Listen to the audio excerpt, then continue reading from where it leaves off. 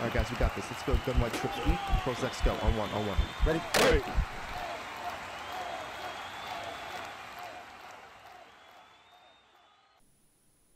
Yo, what is up, guys? It is Pihcam with HuddleGG, and in today's video, I'm going to be going over the best RPO play in Madden 22. And it's what's even better about this play is it is included in the AntCap Kansas City Chiefs game plan that he just released over on HuddleGG. So after this video, definitely head over and check this game plan out. It is one of the most explosive offenses in the game right now. And this RPO play that we go over here today is a staple of the offense and something that's really going to open up the rest of the plays in the game plan.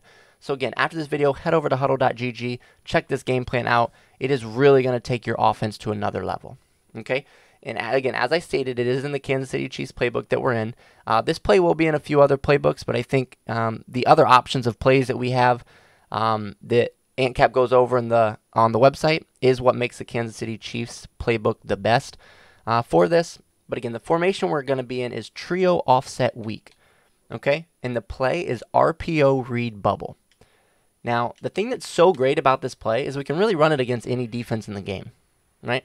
And the reason is we have three different options. We can hand it off to the running back, we can keep it with our quarterback and run, or we can throw it to the bubble screen. Okay? And on any RPO read play, you're going to have an R icon and a P icon, which are to the left of the screen that you see there. And typically what you'll want to do is you want to read the R icon first, deciding if you want to hand it off or not. And then you want to read the P icon, deciding if you want to pass it or not. Now, what I do personally is I run this backwards on this play. And the reason I do that is the bubble screen to me is the most effective part of this play. And it's the part of the play that gets me the biggest chunk yards, right? So what I do when I run this is I focus my eyes on the P icon first. Okay, if he doesn't shoot down to the bubble, I'm throwing the bubble. Okay, so if I call hike here, he doesn't shoot down, I'm throwing this bubble. I'm getting 5 to 10 yards. And it's very consistent. It's a very hard play to stop. Again, I'll call it again. He doesn't bite down. We're throwing it. There's another 12, 13 yards there. Okay, so again, if we go to replay really quick, we can look. And we look at that deep safety, right? So we keep our eyes on him. He doesn't run down towards the bubble. No one's running down towards the bubble, so we're throwing the bubble no matter what. Right? So we throw it. We get our 2 good blocks from our receivers. And we pick up 12 to 13 yards. Now, where we'll have to change and focus on the other aspect of this play is if for some reason this guy does bite down, right? So let's say they man him up. I have a lot of people who I play against who will man him up. And then I have to obviously look elsewhere on the play. So, again, if they man him up, this is what happens. We get no yardage, maybe lose yardage. If you get lucky and make him miss, maybe. But, again, this is when we don't want to throw the bubble. Is if we call hike and we see that guy sprint down. You see how that safety's sprinting down right away? At this point, I know, hey, don't throw the bubble. I'm going to look at the read option part of this play. Okay? So again, if that's the look we see, and there's other ways for him to get down there. If they put a 0-yard hard flat, something like that, there's other options. But the main thing is you need to see if he sprints down towards the bubble, right? If he doesn't sprint down towards the bubble, throw it. If he does, we want to start reading the R icon. And then that we need to decide if we want to hand it off or if we want to keep it with our quarterback. So if we call hike here, we see that R icon come down.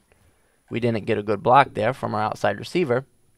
But that's the play that we want to make there because the defensive end bit down, right? So when he runs down, again, first we look at the safety. He bites down, so we know we're not throwing the bubble. And then we look at the defensive end. He's running down the line, so we know we got to keep it with the quarterback. Now again, typically, my receiver will hold this block and I'll pick up a good 5 yards. He didn't here, so we got hit at the line of scrimmage.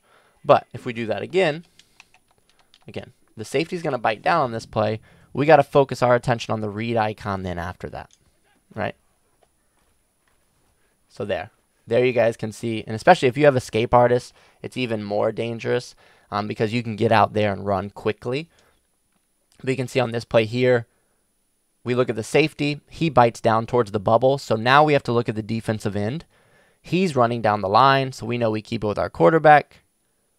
and then we get some good blocks from our receivers, and we pick up a good 20 yards there. Okay, so what happens if he doesn't play the running back, and they also take away the bubble, right? So let's say they end up playing the quarterback and playing the bubble. So then our last option is handing it off to the running back. So again, we're going to look at the P icon. Does he shoot towards the bubble? If he does, we focus on the R, and then we just read off of what he's doing, right? So he stands up, and then we're going to hand it off. Now, with the handoff, sometimes you're going to get sheds, and they're gonna hit you for a yard loss. This is actually a decent look against it, but a lot of the defenses people run, especially the dollars and the dimes, this is going to be a really effective part of the play as well. But again, we call hike.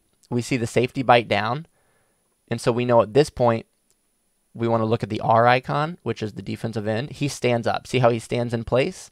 So there we know we want to hand it off, right? I like to cut it back. You can take it to the right hole as well and get a good 3-4 yards. I like to cut it back a lot because that's where I find the bigger yardage. But again, let's run that one more time. So again, this is if they are playing the bubble and the quarterback. Then we have the option to hand it off. And you can see there, we picked up a good 8-9 yards. Okay, and the good thing about the running portion of the play is you can be really patient because that defensive end is not going to get you, right? Like here, I was slow. I didn't run through the gap right away.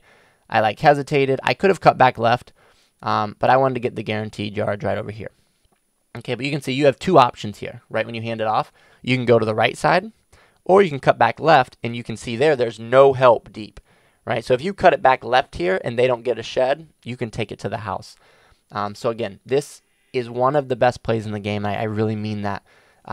You have so many options on this play. The bubble screen, to me, is the best part of it. If you can throw the bubble, throw it. That's why I like to read it backwards. But again, even if you can't throw the bubble and you do end up going underneath, you can keep it with your quarterback, you can run it with the running back, and you can still pick up 5 to 10 yards no matter what you're doing. So again, definitely add this into your game plan. And it's going to be something that your opponent gets really frustrated trying to stop, and they're going to really get themselves out of position, and then that's when you can attack them with other things down the field.